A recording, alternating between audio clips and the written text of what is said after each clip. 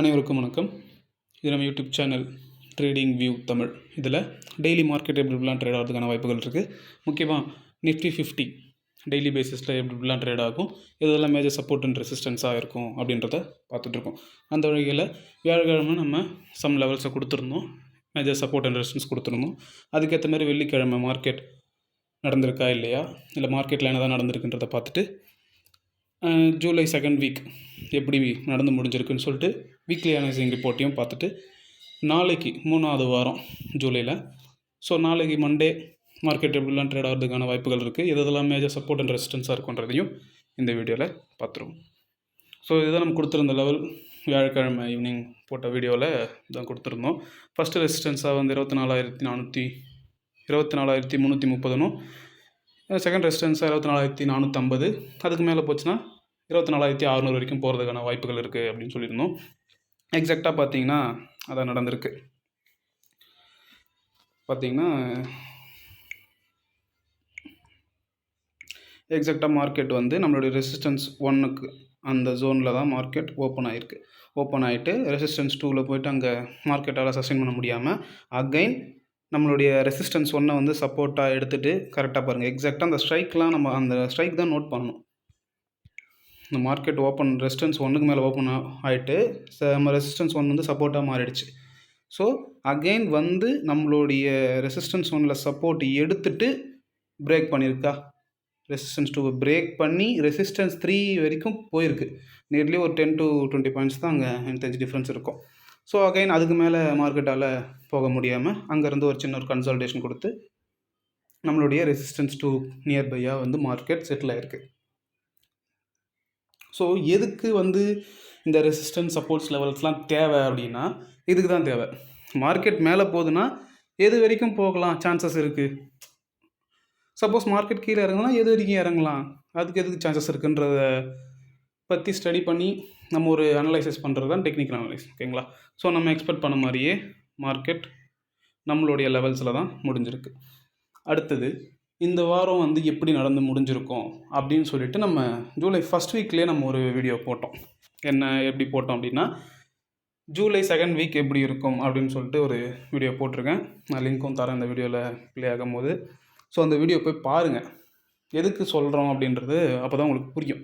So அதில் என்ன சொல்லியிருந்தேன் அப்படின்னா, ஆல்ரெடியே மார்க்கெட் வந்து புல்லிஷில் தான் இருக்குது, மார்க்கெட் கீழே விழுகிற மாதிரி காட்டுவாங்க அப்படிலாம் சொல்லி முடிச்சிருந்தோம். ஸோ அப்போவும் நான் என்ன சொன்னேன், மார்க்கெட் என்ன தான் கீழே விழுந்தாலும் பெருசாக கீழே விழாது, மார்க்கெட் புல்லிஷில் இருக்குது, மார்க்கெட் மேலே தான் போகும், இதுக்கு மேலே ஒரு கேண்டில் தான் வரும்ன்ற மாதிரி சொல்லியிருந்தேன். அந்த மாதிரி நடந்திருக்கான்றதையும் பார்த்துடலாம். பார்த்தீங்கன்னா எக்ஸாக்டாக நம்ம சொன்ன மாதிரியே மறுபடியும் ஒரு க்ரீன் கலர் புல்லிஷ் கேண்டில் தான் வந்திருக்கு.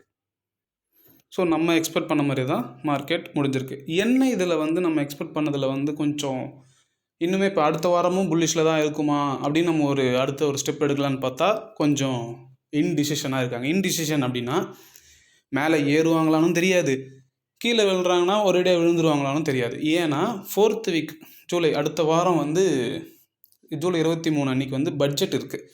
ஸோ அதனால் எல்லாருமே வந்து அவங்களுடைய ஹோல்டிங்ஸ் எல்லாம் வந்து மேக்ஸிமம் ஃபினிஷ் பண்ணி பார்ப்பாங்க. அவங்களுடைய ப்ராஃபிட்டை புக் பண்ணிவிட்டு அந்த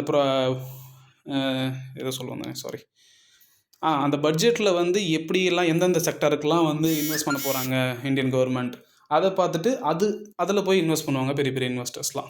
ஸோ நம்ம அதுக்காக வெயிட் பண்ணி ஆகணும். அதுக்கு இன்னும் ஒரு 2 வீக்ஸ் கிட்டே இருக்குது. ஓகேங்களா? இப்போ இதிலே பார்த்தீங்கன்னு வச்சுக்கோங்களேன், ஃபஸ்ட்டு வீக் வந்த கேண்டில் வந்து பார்த்திங்கன்னா நல்ல வால்யூம் இருக்குது.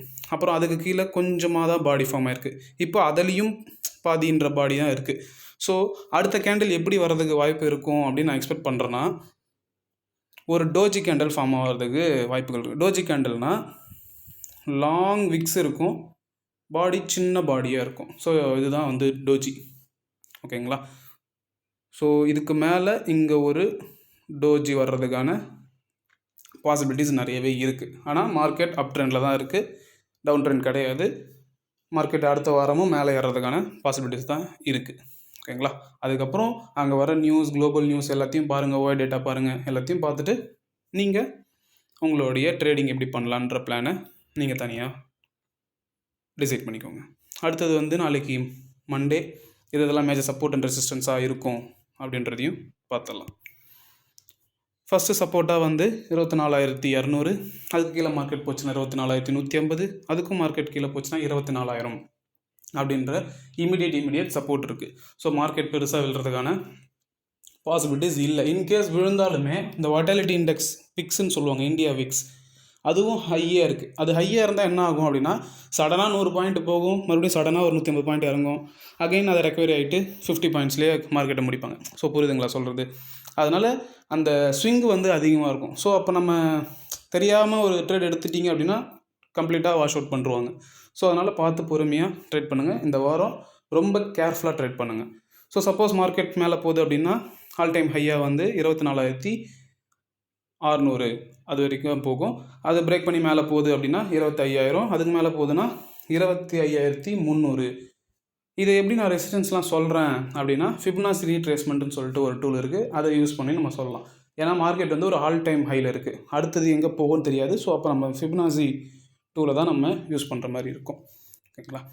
ஸோ இது எல்லாமே வந்து என்னுடைய தனிப்பட்ட பாயிண்ட் ஆஃப் வியூ தான்.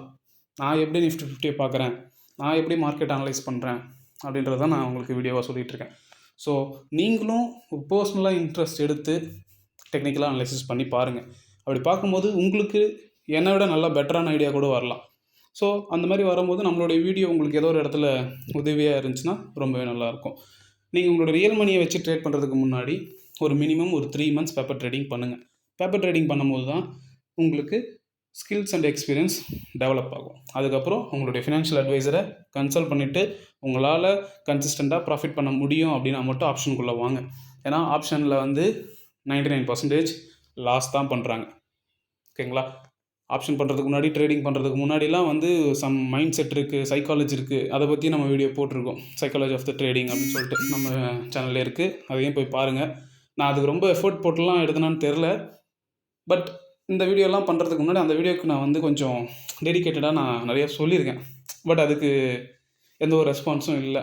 ஸோ நீங்கள் ஜஸ்ட் அதை பாருங்கள், அவசரப்பட்டு ட்ரேட் பண்ணாதீங்க, மார்க்கெட் கூடவே ட்ராவல் பண்ண கற்றுக்கோங்க.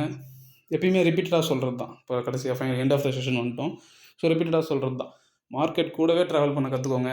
மார்க்கெட் ஏறும்போது பொறுமையாக தான் ஏறும், கீழே இறங்கும்போது தான் சடனாக இறங்கும். அதுக்கான எக்ஸாம்பிள்ஸும் நம்மளுடைய சேனல்ஸில் கொடுத்துட்டு தான் இருக்கும்.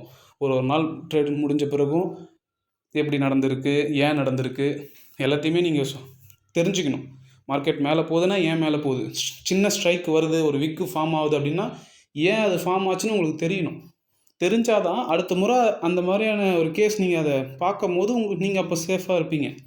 என்னன்னே தெரியாமல் அதை ஸ்கிப் பண்ணிவிட்டு, சில விஷயம்லாம் தெரியலனா ஸ்கிப் பண்ணிவிட்டு பார்த்துக்கலாம், மறுபடியும் இது மாதிரிலாம் ஃபார்ம் ஆகுது அப்படிலாம் கிடையாது. இன்னொரு முக்கியமான பாயிண்ட்டு, ஷேர் மார்க்கெட்டில் ஹிஸ்ட்ரியில் என்ன நடந்திருக்கோ அதுதான் ஃப்யூச்சர்லேயும் நடக்கும். இதுக்கு முன்னாடி மார்க்கெட் எப்படி இருந்துச்சோ அதே மாதிரி தான் இருக்கும், ஆனால் அது எப்படி இருக்குன்றது தான் மேட்ரு. ஓகேங்களா? இந்த மாதிரி சின்ன சின்ன விஷயத்தெல்லாம் அடிக்கடி உங்கள் மைண்டில் நீங்கள் வச்சுக்கணும். நான் இப்போ ஆல் டைம் ஹையில் இருக்குது, அடுத்தது எப்படி போகும்னே தெரியாது அப்படிலாம் இல்லை, இருக்குது. இதுக்கு முன்னாடி என்ன நடந்திருக்கு, எத்தனை முறை அந்த மாதிரி நடந்திருக்கு, ஸோ அடுத்தது எப்படி நடக்கலாம் வாய்ப்பு இருக்குது அப்படின்னு சொல்லிகிட்டு இருக்கோம்.